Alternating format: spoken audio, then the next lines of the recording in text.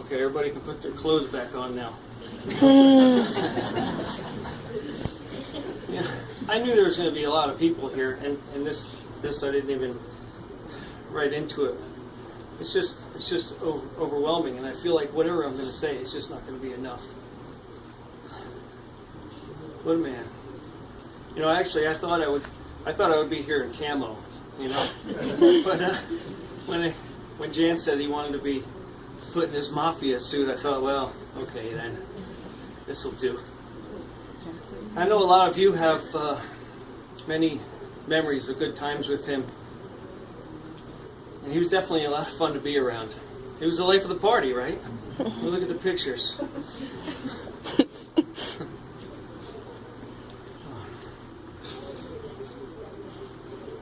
And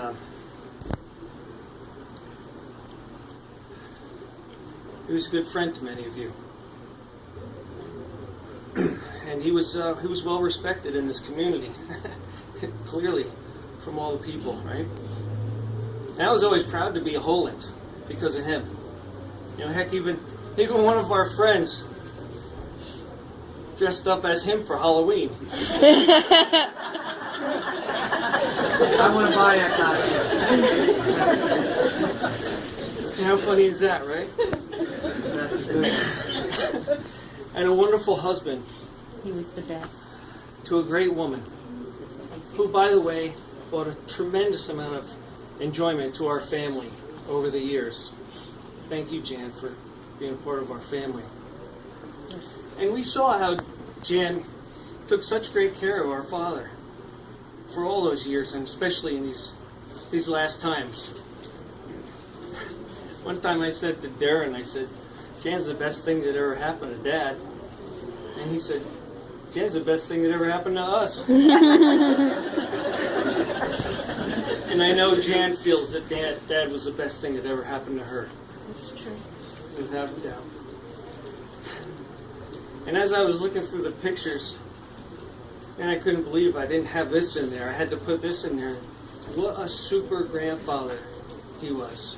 Looking at the pictures of how he sat with the kids and did things with the grandkids. He loved his grandkids. It was clear.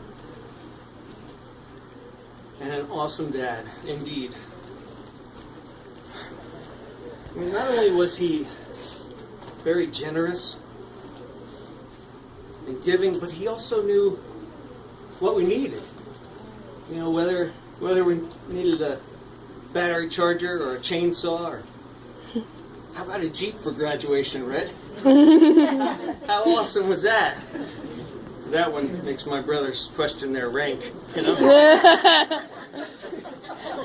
That's something we always joked about. Who's number one, you know? But I think we all know that he loved us each just as much as the next. No doubt. No doubt. He loved us tremendously. Again, look at the pictures, the times that we've had with him. Now, I could stand up here for a long time sharing stories, memories about times with him, growing up, fishing, hunting, or maybe even just preparing for it in the basement, or coming back after a hunt to Mahogany Ridge, right?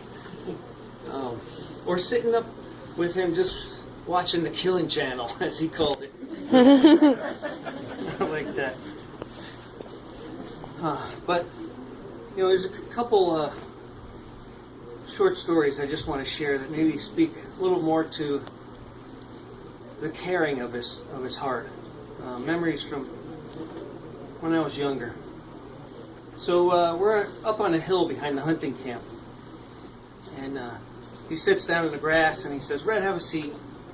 So I sit down and he looks at me. He says, so what happened in school this week? And I thought my face probably went white and I swallowed deep. And I thought, oh, shoot, he knows.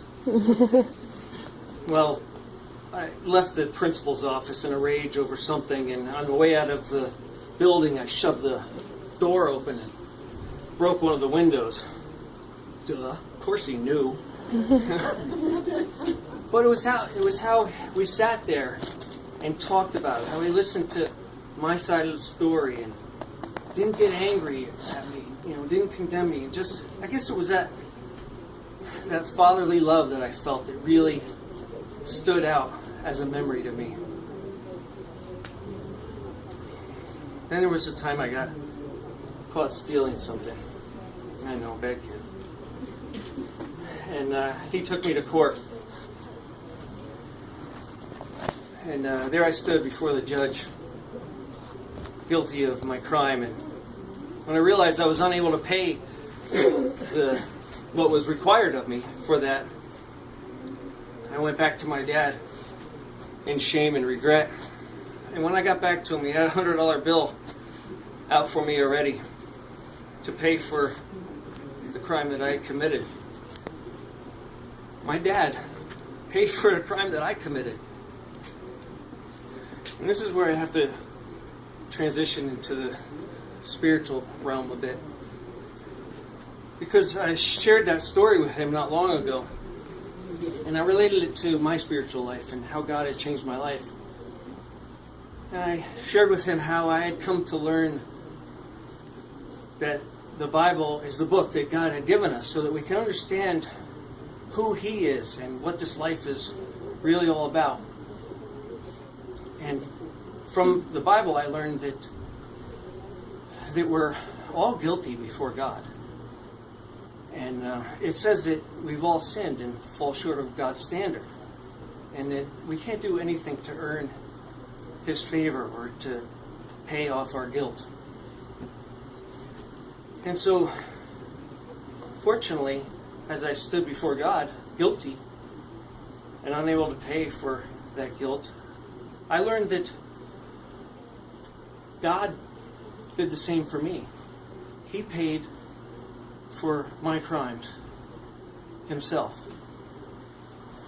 God became the man, Jesus Christ, and suffered a most painful and humiliating death of crucifixion to pay for all of our sins so that we can have the opportunity to be forgiven.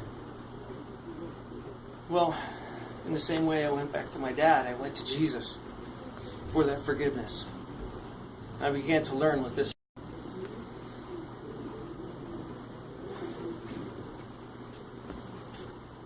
You know, when I shared that story with my dad, did he embrace it and get excited about it? Maybe like God desires or I desired? No, he didn't. But I believe that, and I trust that in his last times, because the story in the Bible, how Jesus was crucified with two criminals. And one of them was mocking Jesus. And the other one says to him, "What are you saying? We're getting what we deserve here. But Jesus has done nothing wrong." And then he turned to Jesus and he says, "Jesus, remember me when you come in your kingdom." And Jesus said to him, "Truly, truly, I say to you, today you shall be with me in paradise." So I guess the thing that I feel that God really wanted me to communicate to you in respect to that is that after we die, it's too late. We have to come to grips with this before that time. And God has made that very clear to us in the book that He's given us, that we have to know before we go. It says that it is appointed for man to die once, but after this comes judgment. And I truly believe that if my dad was to speak from heaven right now, he would say, "You gotta listen to Red. He's right about this. I almost didn't make it. But I did. And this place is awesome. And I want you to be here with me. I want you to be here with me." Listen, we all know we live in a tough, crazy world. And no one can deny that deception is a part of it. And doesn't it make sense that the devil would want to make people think something other than the truth so that he could keep them from going to heaven? You know, death oftentimes comes suddenly. Not everybody has that time to really contemplate before meeting the Lord like my dad did. And so, my strong hope is that I will see him again there with fresh health, a brand new body, fishing from that glorious river of life. I'm very hopeful. And so I want to end our time here in prayer. And I did, again, thank you for all coming and honoring, as was said, a great grandfather, an awesome dad, a great husband, and a good friend to many of you. So pray with me if you would.